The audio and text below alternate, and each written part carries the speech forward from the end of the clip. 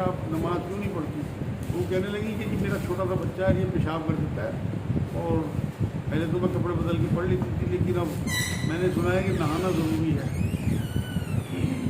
नबी अकरम सल्लल्लाहु अलैहि वसल्लम दीन हनीफी लेके आए। ये मेरी बहनें समझ लें कि जिनके बच्चे छोटे हैं, अगर उन पर कोई गंदगी पेशाब भी लग जाती है तो कपड़े बदलें और नमाज़ पढ़ लें। अगर कोई गीलापन जिस्म पे महसूस होता है तो जिस्म भी पाक कर लें, 2 या 3 बार धो के, पूरा नहाने की कोई हाजत नहीं है। नबी अकरम सल्लल्लाहु अलैहि वसल्लम के पेट पे एक बार हज़रत हसन रज़ियल्लाहु ताला अन्हु बैठे थे, बहुत छोटे थे, तो उनका पेशाब निकल गया। एक तो हुज़ूर अकरम सल्लल्लाहु अलैहि वसल्लम ने एकदम उठा के नहीं उन्हें फेंका, ये भी हिकमत है, कई बार बीमारी लग जाती है। पूरा पेशाब उन्हें करने दिया और उसके बाद फिर उन्हें हटा के अपने कपड़े और अपना जिस्म पाक किया। तो अगर मेरी बहनों को 10 दफ़ा भी कपड़े बदलने पड़े अपने छोटे बच्चों की वजह से, तो उसके आगे झुकती रहें, उसकी नमाज़ पढ़ती रहें जिनने उन्हें बच्चे दिए। रोज़ मेरे पास 25, 30, 50 औरतें आती हैं, ऐसे जोड़े जिनके बच्चे नहीं होते। तो अल्लाह ने आपको सब कुछ दिया, जिस अल्लाह ने बच्चे दिए उस अल्लाह के सजदे को ना छोड़ें। क्या चलती गाड़ी में रुक देखना होता है नमाज़ पढ़ने के लिए? उनका सवाल ये है कि क्या चलती गाड़ी में रुख देखना होता है? बिल्कुल कोशिश करनी चाहिए। आजकल तो डिजिटल का ज़माना है, आपके मोबाइल में रुख आता है, तो कोशिश पूरी यही करनी चाहिए कि आपका रुख जो हो वो काबे की तरफ हो, क्योंकि कुरान की आयत है कि तुम दुनिया में कहीं भी हो, तुम्हारा रुख मस्जिदुल हराम की तरफ होना चाहिए। लेकिन उसके बावजूद भी, तमाम तर कोशिशों के बावजूद, ट्रेन में इतनी भीड़ है कि आप रुख की तरफ नमाज पढ़ ही नहीं सकते करके, और चल रही ट्रेन और आपका कई घंटे तक का सफ़र है, नमाज कज़ा होने का खतरा है, तो बिल्कुल जिधर आपका रुख है वहीं नमाज पढ़ दें। इसके बारे में भी हदीस है कि तमाम रुख अल्लाह के।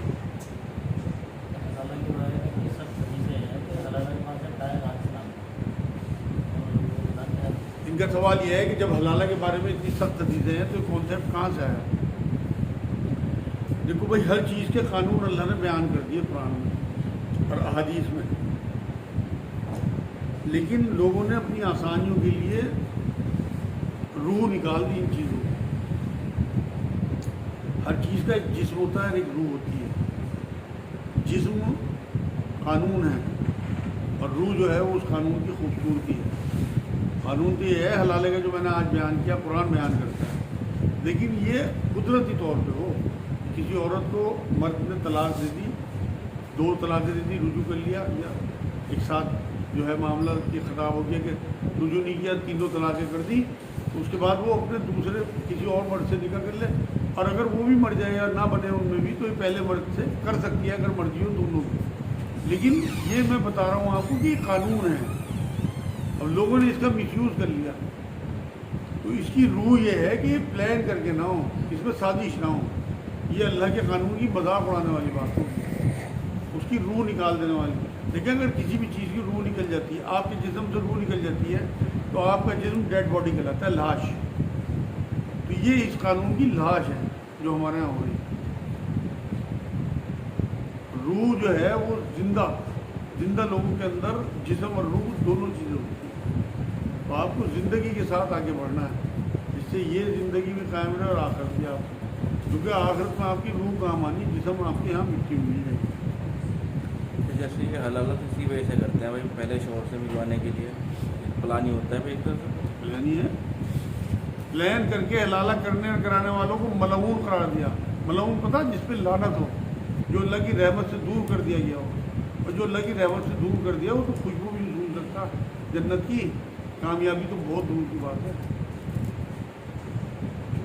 करने और कराने वाले कहा, यहाँ ये भी बता दूँ, पूरा ख़ानदान अगर उसमें मुलव्विस है तो करने वाला तो वो सांड है, वो मजबूर है औरत, वो तो बेचारी, उसे तो अपने बच्चे और सर्वाइवल चाहिए उसे तो अपना, लेकिन उसके जो ख़ानदान वाले, उसके भाई, उसके बाप, उसकी माँ, ये सब मलऊन हैं। इतना आसान मामला नहीं है कि आपने हदीस सुन ली कि करने और कराने वाले मलऊन, और आपने सोचा कि औरत और मर्द ही मलऊन है। वो तो मासूम है, अगर वो मना कर रही है और आपने ज़बरदस्ती, मेरे पास ऐसे केस अक्सर आते हैं, घर वालों ने ज़बरदस्ती हलाला करा दिया, तो वो बच्ची तो बच गई अल्लाह के आगे, क्योंकि वो तो मासूम है, उसको ज़बरदस्ती करा गया, ये तो वो खुदकशी करती, बाकी सारे घर वाले फंस गए उसमें। ये मर्द के लिए कोई लिमिट है नहीं निकाह करने की, कितने रख सकता है? क्या कह रहे हैं? किसी मर्द की लिमिट है निकाह करने की, लाइफ में कितने निकाह कर सकता है? लाइफ में जितने मर्जी करें, एक साथ 4 रख सकता है। अगर उसकी बीवी मर गई है, उसने तलाक दे दी, लेकिन ये ध्यान रखना मेरे भाई कि तलाक जो है वो ऐसे नहीं है कि आप हंसी खेल बना लें तलाक को, कि आपने अपने मज़े लिए और तलाक दे दी फिर दूसरी कर ली। अक्सर लोग भी करते हैं इस काम को, उन्होंने निकाह किया, हलाला किया, तलाक, फिर निकाह किया, फिर हलाला किया। ये एक खेल है, अल्लाह के कानून की मजाक उड़ाने वाली बात है। यही तो आई आए थे आज, आप मेरे ख्याल देर से आए क्या? आए तो में यही बात आई कि अल्लाह के कानून का हंसी मजाक ना बनाना, ये बहुत संजीदा मामला है। और अल्लाह की हदूद जो है ना, जो इनकी मजाक उड़ाते हैं, फिर अल्लाह भी उनकी मजाक उड़ाता है। जितने मर्जी कर सकता है, लेकिन वो ना हो, हाँ 4 एक साथ रख सकता है। मान लो कोई बीवी की डेथ हो गई, दूसरा कर ले, किसी बीवी से नहीं बनी, तलाक हो गई, तीसरा कर ले, चौथा कर ले। जैसे एक तलाक दे दी और टाइम निकल गया, 3 महीने टाइम है, उसके बाद 3 हैज का टाइम है, उसके बाद नया निकाह होगा नए महीने के साथ। कुरान ये कहता है इन्हें कोई ना रोके, आगे आने वाली है आयतें इंशाअल्लाह। ये बहुत अहम मौजूद चल रहे हैं, अगले हफ्ते भी आप लोग ध्यान से अपना पढ़ के आना चाहें और जाके भी पढ़ना। देखो कुरान एक ऐसी चीज़ है मेरे भाइयों, मैं बहुत तैयारी के साथ आगे आता हूँ, क्योंकि मैं आलिम तो हूँ नहीं, सिर्फ आप लोगों की वजह से, चाहे चंद लोग हों सुनने वाले, लेकिन उनका कम से कम ईमान दुरुस्त हो जाए। ये अल्लाह का कलाम है, हमारे लिए आया और ये हमारी निजात का ज़रिया है। तो अगर आप लोग पढ़ के आएंगे, आज मैंने आपको बता दिया 29 रुकू तक हमने कर लिया, आपको पता है अगले हफ्ते 30 और 31 हो जाएगा, ये 30वां होगा। तो आप पहले ज़रा सा तर्जुमा पढ़ के आएँ, आप देखना यहाँ कुरान हाथ में रख के कितना मज़ा आता है आप। अगर आपके हाथ में कुरान नहीं भी होगा, पढ़ा हुआ होगा, तो उन आयतों का लुत्फ़ लेंगे आप अंदर अंदर। कुरान तो अपने तरफ खींचता है, अट्रैक्शन है कुरान में बहुत। इनका सवाल ये है जुमे की सुन्नतें कितनी हैं?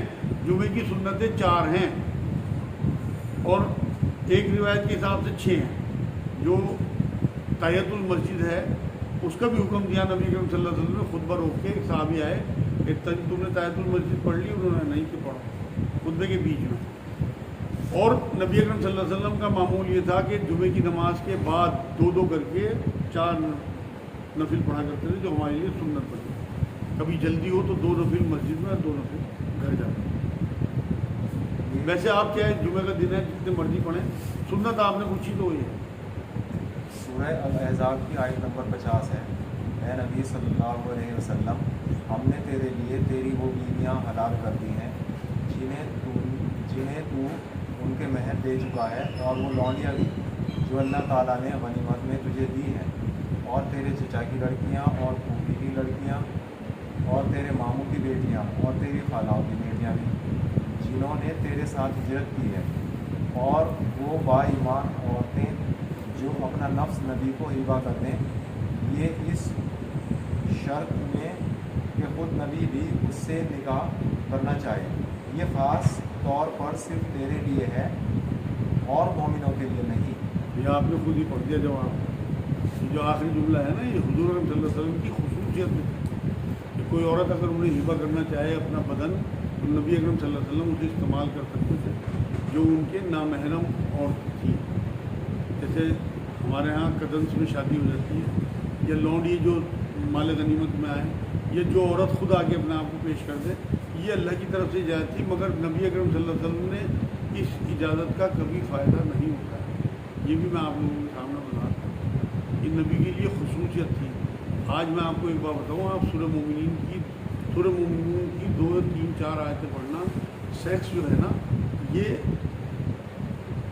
अगर अल्लाह की हुदूद में है तो कुरान ये कहता है कि ना तो इस सेक्स को बुरा समझो और ना इसके करने वालों को बुरा समझो। ये स्ट्रेस ख़त्म करता है।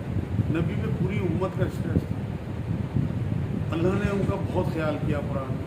ये भी उसी लाड का और उसी ख्याल का मामला था जो आयत आप पढ़ रहे हैं कि नबी किसी टाइम स्ट्रेस में हो, अपनी बीवी हैज से हो, या कोई औरत ऐसी सामने हो जो नबी को पसंद हो, और नबी के सेक्स करने से जो है वो स्ट्रेस ख़त्म हो सकता हो, तो अल्लाह ने इजाज़त दी। ख़ास इस आयत में लास्ट में कह दिया कि ख़ास तेरे लिए है, मतलब तमाम मोमिनों को इजाज़त नहीं है, सिर्फ नबी के लिए इजाज़त थी। लेकिन नबी ने कभी नहीं इस बात का फ़ायदा उठाया, इजाज़त थी अल्लाह की तरफ से। एक साहब इस बात को कहते हैं कि जो रिश्ते बताए गए ना, तो ये सिर्फ नबी के लिए बताए गए थे, पूरी उम्मत के लिए नहीं है। जिनसे शादी हम कर लेते हैं, मामू की बेटियाँ, फूफी की बेटियाँ।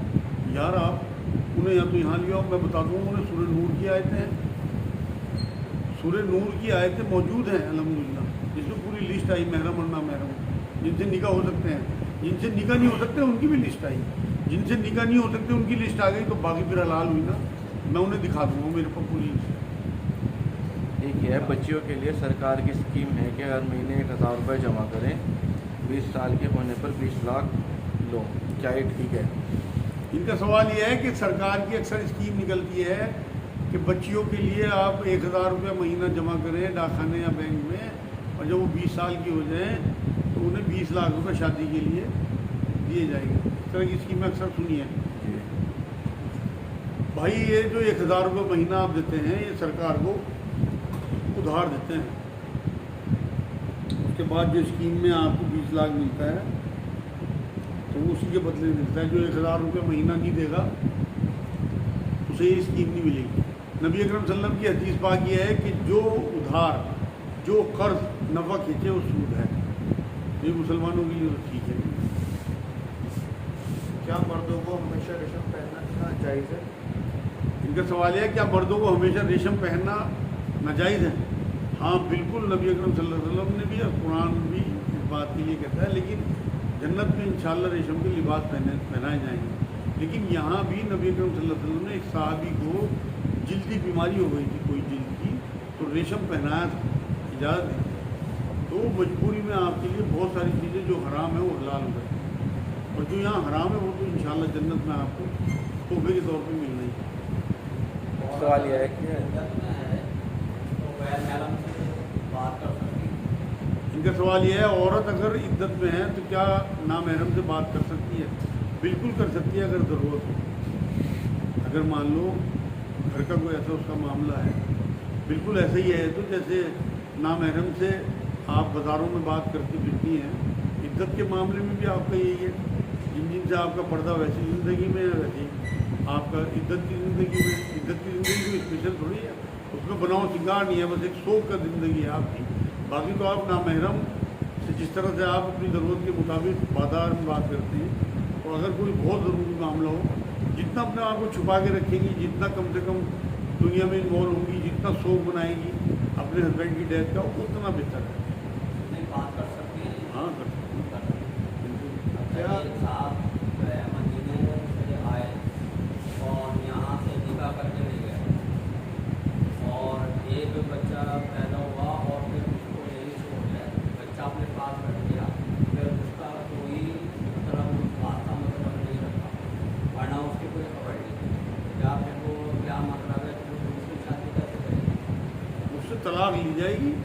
اگر وہ طلاق نہیں دیتے تو یہاں جو دارالقضا ہوتا ہے ہر جگہ، یہاں پہ گڑیا ایک جگہ وہاں پہ بھی دارالقضا ہے، ایک کھلت ہے وہاں پہ بھی دارالقضا ہے، وہاں اپلیکیشن دے کے کھلا لے سکتی ہے۔ تو وہ اس نے کوئی غیر خبر نہیں ملی اور وہ چھپا ہوا ہے، وہ سامنے نہیں نہ آ رہا تو وہ قاضی جو ہے ایک دو بار اسے مطلب اس طرح کے اشتہار وغیرہ چھپا کے تو اس کا نکاح ختم کرا دے۔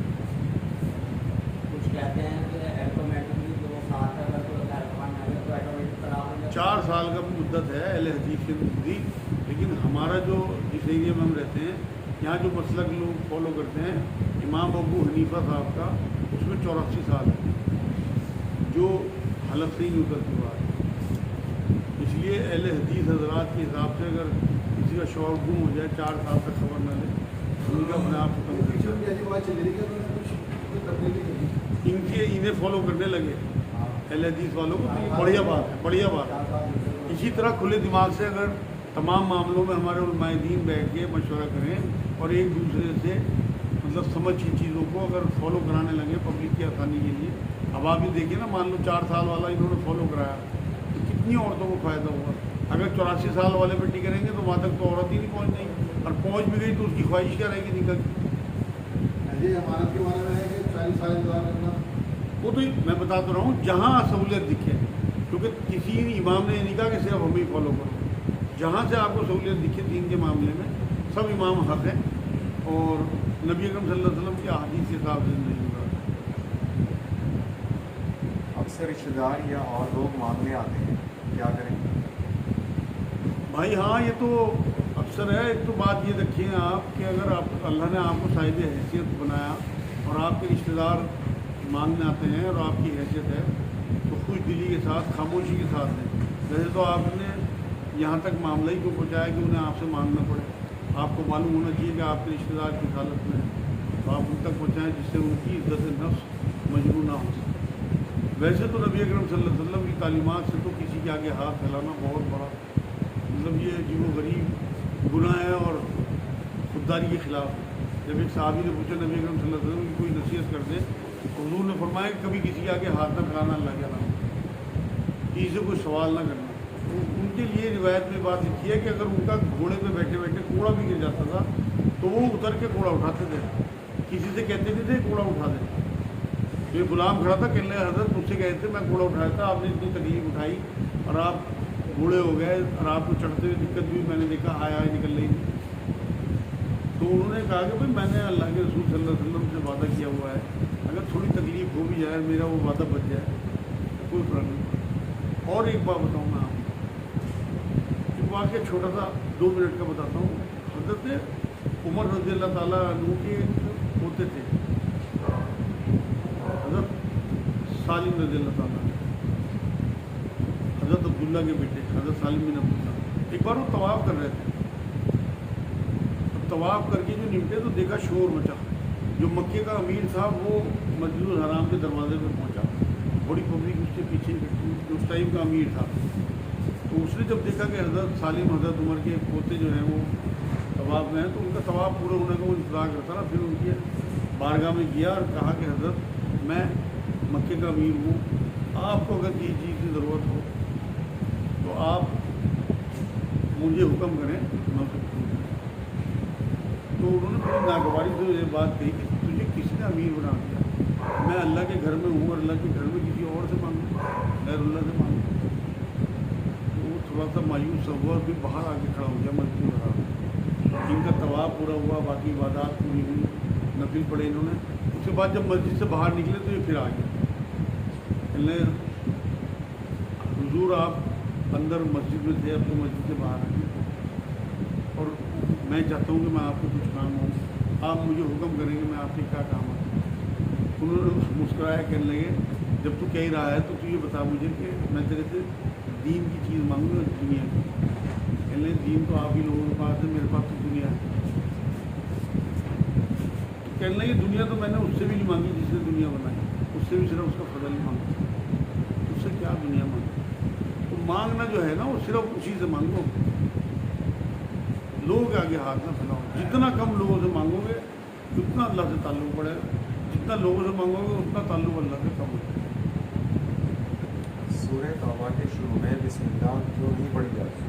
کیونکہ قرآن میں نہیں. ان کا سوال یہ ہے سورہ توبہ کے شروع میں بسم اللہ کیوں نہیں پڑھی جاتی؟ کیونکہ نبی اکرم صلی اللہ علیہ وسلم نے قرآن میں لکھوائی نہیں, اور یہ قرآن کی حقانیت ہے. 113 صورتوں میں نبی اکرم صلی اللہ علیہ وسلم نے بسم اللہ شریف لکھوائی ہے اور سورہ توبہ میں نہیں لکھوائی. لیکن اس طرح کی کوئی بات بیان نہیں کی. کیوں؟ یہ حضرت علی نے بیان کی. جب یہ بات کسی نے حضرت علی سے پوچھی کہ سورہ توبہ کی شروع میں بسم اللہ کیوں نہیں ہے,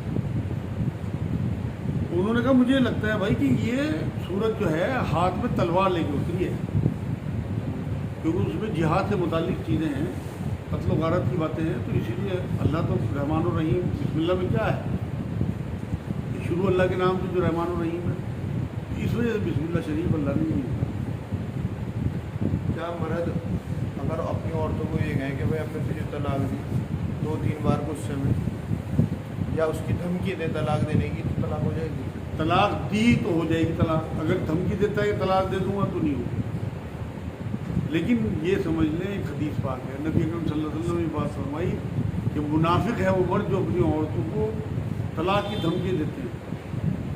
منافق کا درجہ قرآن کافروں سے نیچے دوزخ میں بیان کرتا ہے, اور یہ مسلمانوں میں چھٹے جائیں گے. اس لیے طلاق کی دھمکی ایویں ہی کبھی نہیں دینی. یہ حدیث بھی آئی کہ مذاق میں بھی نہیں کہنا, یہ بات ہو جائے. مرد اگر طلاق نہ دینا چاہے اور عورت کے ہمیں طلاق کا کیسے؟ بھائی اس کی تو مردانگی یہی ہے کہ فوراً طلاق دے دے اگر وہ نہیں رہنا چاہتی. اب یہ آئی تو ایک حدیث جو میں نے آپ کو بتائی ہے, حضرت ثابت بن قیس رضی اللہ تعالیٰ عنہ کی بیوی نبی اکرم صلی اللہ علیہ وسلم کے پاس ہے. اور بھی قصے ہیں کیونکہ یہاں ٹائم کم ہوتا ہے میں بتاتا نہیں. کئی عورتیں آئیں اس طرح کی, نبی اکرم صلی اللہ علیہ وسلم ان کا نکاح جو ہے وہ ختم کرا دیا. ایک عورت آئی کہنے لگی حضور میرے طلاق کے بعد عدت پوری ہونے کے بعد میرے والد نے سے میرا نکاح کر دیا, مجھے وہ پسند نہیں, نبی نے ختم کرا دیا نکاح. ایک اور تھی حضرت عائشہ کی باندھی تھی حضرت بریرہ رضی اللہ تعالیٰ عنہ, وہ حضور صلی اللہ علیہ وسلم کے پاس آئیں. ایک صحابی تھے ان کے نکاح میں, کہنے لگے یہ تو غلام ہے اور میں تو آزاد ہو گئی, میں دل رہتی ان کے ساتھ.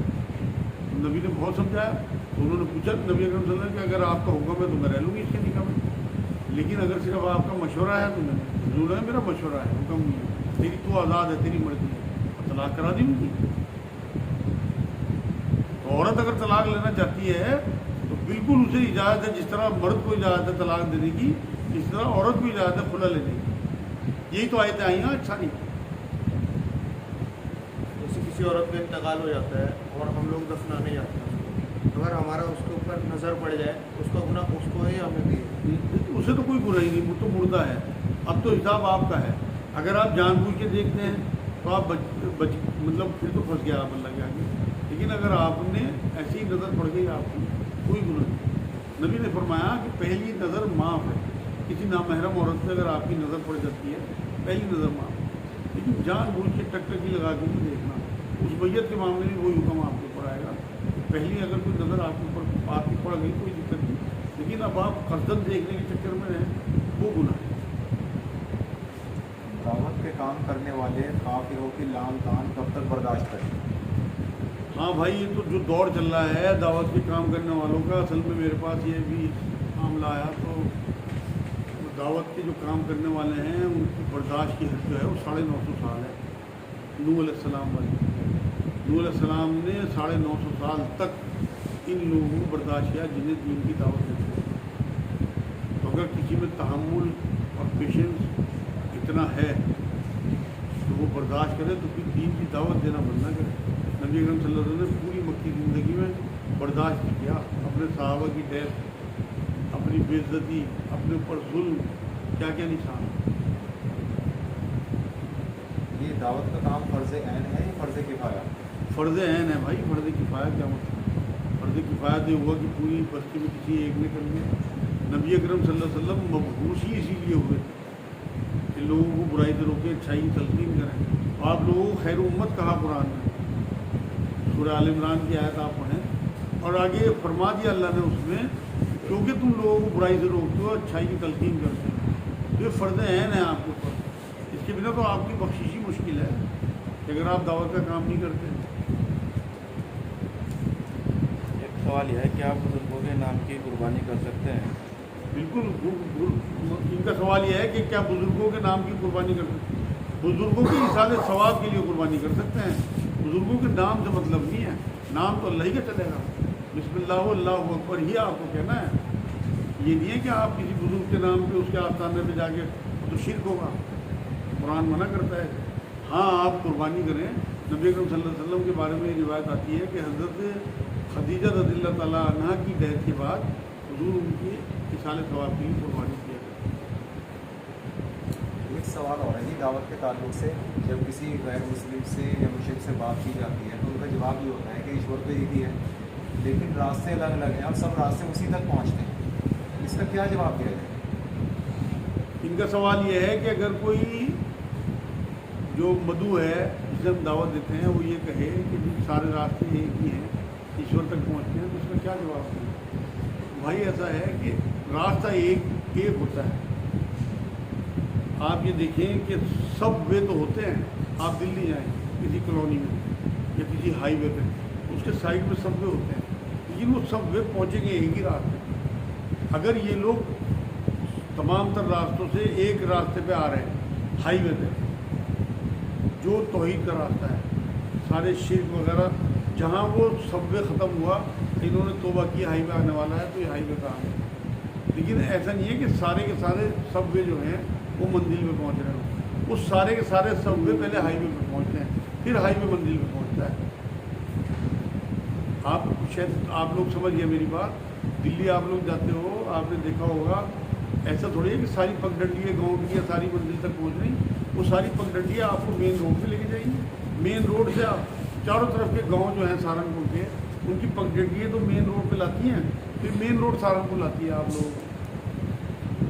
تو پگڈنڈیوں کا مطلب آپ کسی بھی مسئلہ کسی بھی فرقے کے ہوں یا کسی بھی آپ مذہب کے ہوں، اگر آپ ان پگڈنڈیوں پہ چلتے ہوئے توبہ کر کے مین روڈ پہ آ جائیں گے تب آپ کو بن جائیں گے، ورنہ آپ انہیں میں بھٹکتے رہیں گے اگر آپ انہیں مین روڈ سمجھتے رہیں گے. کیا شطرنج کھیلنی جائے گی؟ شطرنج کھیلنی ان کا سوال ہے کیا شطرنج کھیلنی جائز ہے؟ ہاں شطرنج کی منائی تو کوئی نہیں ہے، مگر ٹائم ضائع ہے. اگر آپ شطرنج میں لگ کے نماز نکال دیتے ہیں پھر تو یہ فسق و فجور ہے. لیکن اگر آپ یہ ہے تھوڑی بہت دیر کے لیے شطرنج کھیل رہے آپ، تو اس طرح کی چیزوں سے اسلام نہیں روکتا. آپ کی نماز نہ نکلے، آپ اللہ سے غافل نہ ہوں. لیکن شطرنج میں ایک سب سے بڑی قباحت یہی ہے کہ اس میں دماغ لگانا ہوتا ہے، اور ہمارا دل و دماغ اللہ اس کے رسول سے اس ٹائم میں غائب رہتا ہے. اور جو دم کافل وہ دم کافل. مومن کی شان یہ ہے کہ ہر ٹائم اللہ اس کے رسول جو ہے وہ وجود کے سائے میں رہے. اگر کوئی دکانداری کی وجہ سے نماز چھوڑ دے، کیا کہہ رہے ہیں؟ آپ کی وجہ سے نماز چھوڑ دے، ہاں تو اس کا بھائی جو دیکھو اس کا معبود بھی ان کا سوال یہ ہے، کوئی اگر کہا کی وجہ سے نماز چھوڑ دے تو وہ کفر کی حالت ہے. نبی نے فرمایا کہ کفر اور ایمان میں فرق کرنے والی چیز نماز ہے. تو وہ اپنا ایمان چھوڑ رہا پیسوں کے لیے. یہی تو کہا کہ فتنہ ہے مال اور اولاد، یہی تو کہا تمہاری آزمائش کروں گا میں ان چیزوں سے. تو یہ بھی کہا قرآن میں جگہ جگہ کہ میں دیکھوں گا کیا آگے رکھا کیا پیچھے چھوڑا. جن نے اپنا گاہک آگے رکھا اور اللہ کی نماز کو پیچھے چھوڑا، دیکھ لو اب کہاں پہ کھڑا ہوا ہے. جماعت نکال دے اگر بہت ضروری ہو. نماز ادا کرنا. ہاں نماز نہ قضا ہو. مان لو کبھی ایسا ہو جائے خدا نہ خواستہ یاد ہی رہا گاہک میں لگ کے، جماعت فوراً جب یاد آئے اپنا مصلح بچھایا دکان پہ پڑھ دی، کم سے کم چھوڑنے کے گناہ سے بچ گیا.